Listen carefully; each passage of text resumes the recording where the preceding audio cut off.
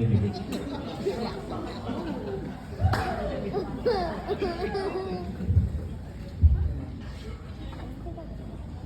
You lost it.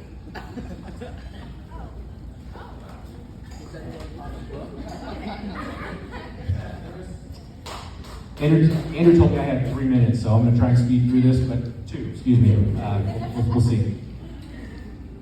I had contemplated speaking today. I wondered if I'd be nervous, if I'd be able to stand and speak in front of so many people. I thought about what I would say and how to properly roast my brother. Toast my brother, his new bride.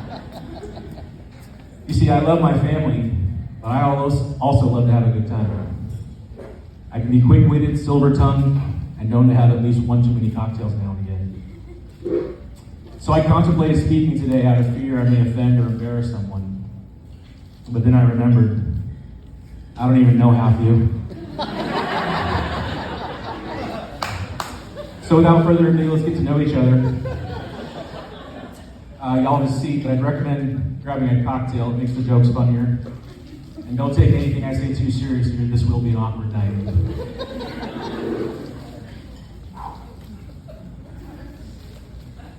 Fornication. For an occasion like this, I would like to begin with a quick prayer. Miguel, if you would, please stick your hand out like so. And Andrew, please place your hand on top of your brides.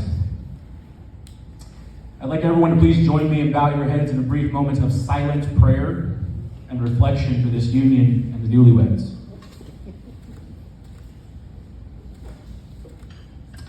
Andrew, welcome to marriage. That's the last time you're going to have the upper hand.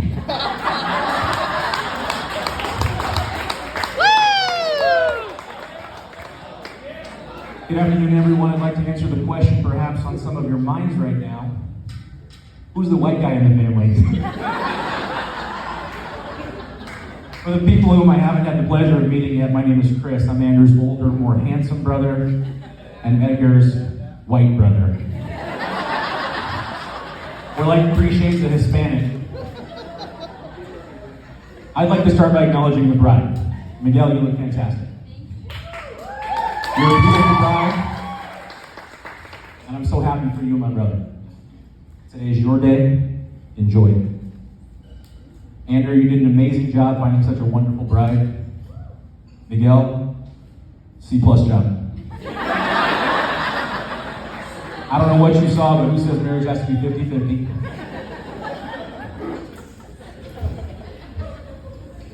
In all seriousness, I can promise you I will do nothing to embarrass you or your family today. The same cannot be said for my brother. Andrew, I'd like to tell you this will be brief and over quickly, like you later tonight.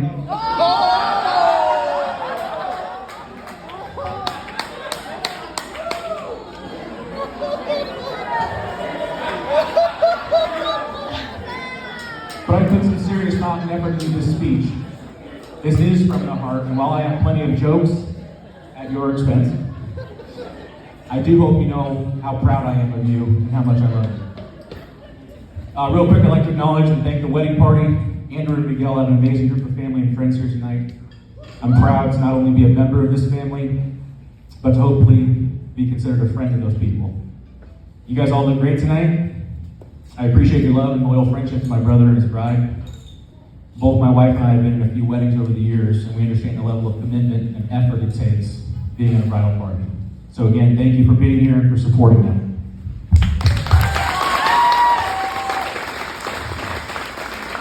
To Miguel's family, as a parent of 2 boys myself, the highest compliment I could ever think to receive would be to be complimented on my children. From what I've heard, I'm told you've helped shape and raise a phenomenal woman. So congratulations on a job well done.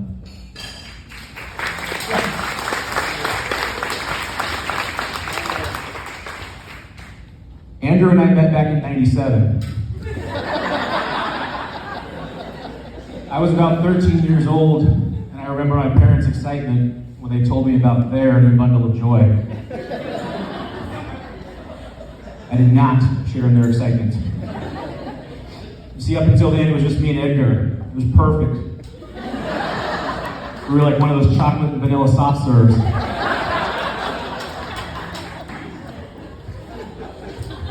Some of you in the family may remember our parents would often buy us matching clothes for Christmas and birthdays. They'd make us match, me and Edgar.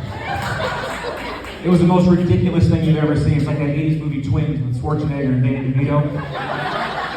Borderline child abuse.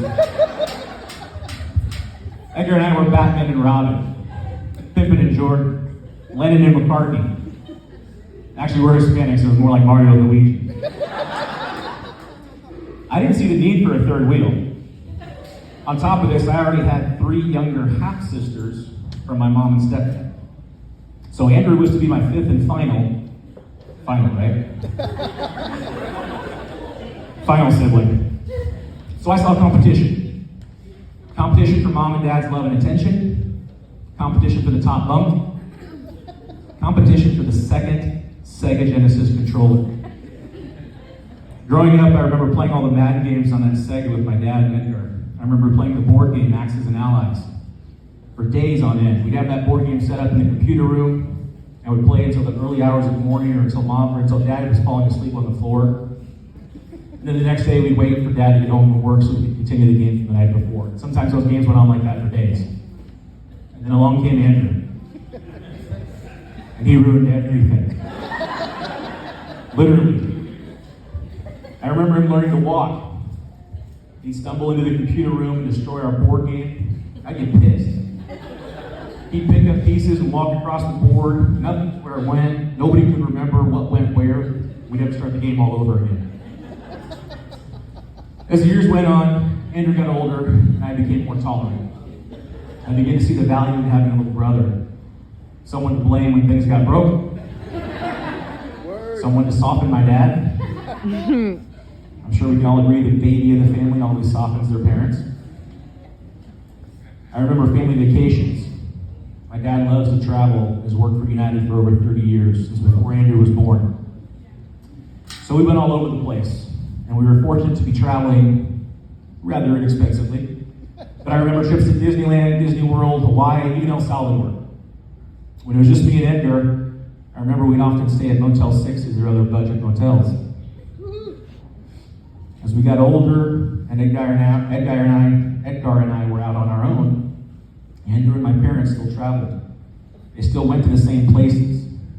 Andrew got to experience the same things Edgar and I did when we were younger, but he got to stay at Hilton's and Embassy Suites with room service and spas. The baby of the family. One summer, Andrew was about 11 or 12, and he came to stay with me and my wife for about a week. At the time, I was a salesman for a Chrysler dealership. Andrew would come to work with me, and when I couldn't close a deal, I'd tell him what to do and what to say, and then send him in there for me. And it worked. This little brother thing was starting to pay off. So it turns out having a little brother isn't so bad after all.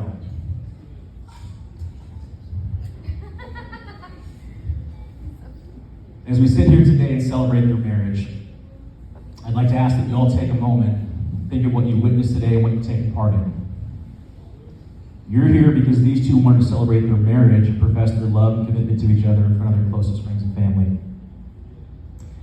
Being a married man myself, I can tell you, one of the things I'm always aware of is who's there for us and with us throughout different times in our lives. Who's there for us and with us in times of great joy and happiness or times of great difficulty and sorrow. It's not always the same people, it's not always for the same reason, but I know who's there. So be there. Be there to celebrate the good times with this new couple and as they explore their new life together. And be there for them when they need you. Be the friend and family member you want others to be to you. Miguel and Andrew, I will always be here for you. I love you. Congratulations. Lastly, my wife and I have known each other since we were 15 and 16 years old. We were friends for several years, dated for 7 years, and just celebrated our 12th wedding anniversary earlier this month.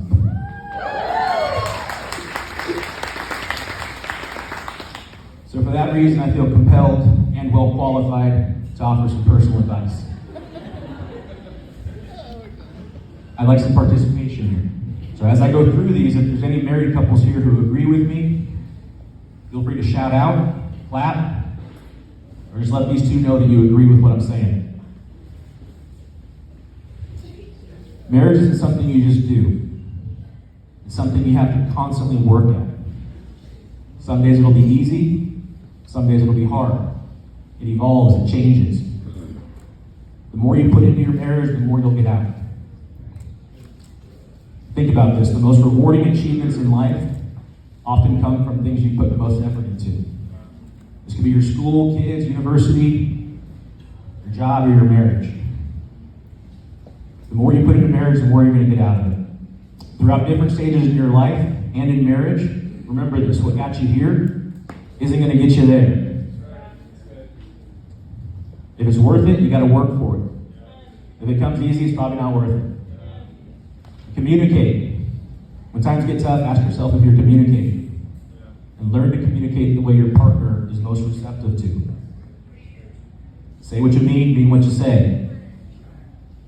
Don't sweat the petty things. Pet the sweaty things.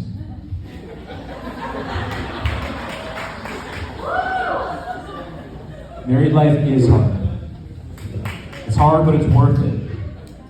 It's the best decision I've ever made. My wife is my best friend and the only person I want to spend the rest of my life with. She's the first reason I smile in the morning and what I look forward to at the end of a long day. I can only pray that you feel the same way about each other for the rest of your lives. And lastly, have lots of sex. You know what you do.